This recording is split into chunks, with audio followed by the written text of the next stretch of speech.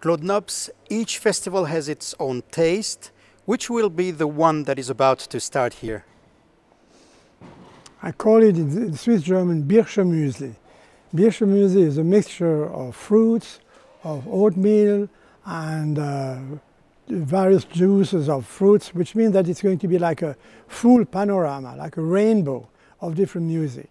And this is what I like about Montreux, to make it really so, with such a variety of sound, of smell, of views and scene, that it makes it a real experience.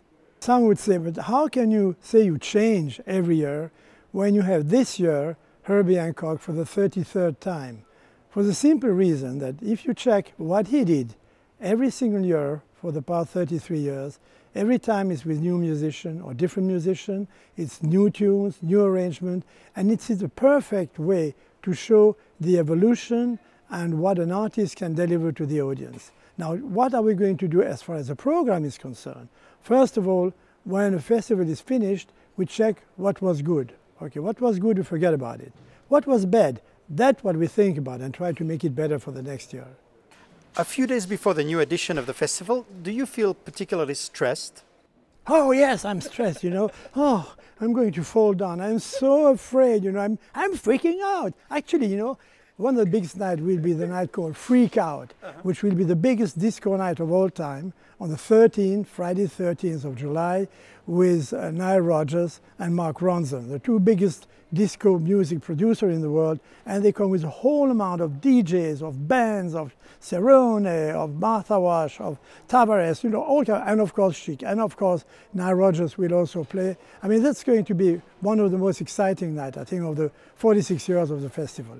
In terms of responsibility, what is your role now beside being the father of this enormous event? The grandfather, you know.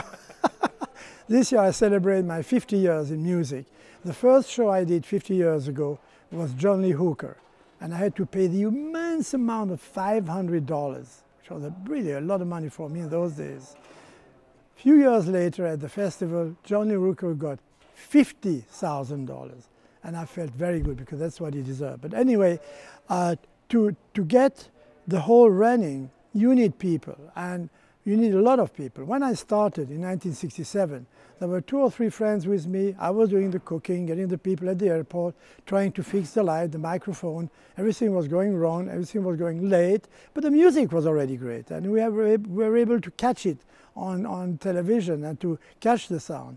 Now, of course, I have a great team with me, mainly with Mathieu Jaton, who is a Secretary General, and he could take over in a minute. He knows music, he knows the people, he loves them, he has a connection, and he gave me free hand to do a lot of crazy projects like the Freak Out night and many, many other nights where, as an ex-cook, I'm going to add on spices and put a little bit more pepper, which is one band more, and have this solist here, and make it a big dinner. Is there, in your opinion, as much creativity as there was, for instance, in the 60s or in the 70s? Well, the creative, I'm sure, it's the same. Now, of course, if you ask somebody to whistle today's 10 hits, it's very hard because a lot of songs don't really have a melody. It's like a tricky mixture of special effects, etc. It's not like if I ask you to whistle George Gershwin, you know, you would know T42, and blah, blah, blah, a lot of things. So the creativity is still there, and this year we have a lot of new artists at the cafe here, and I think the creativity will never die.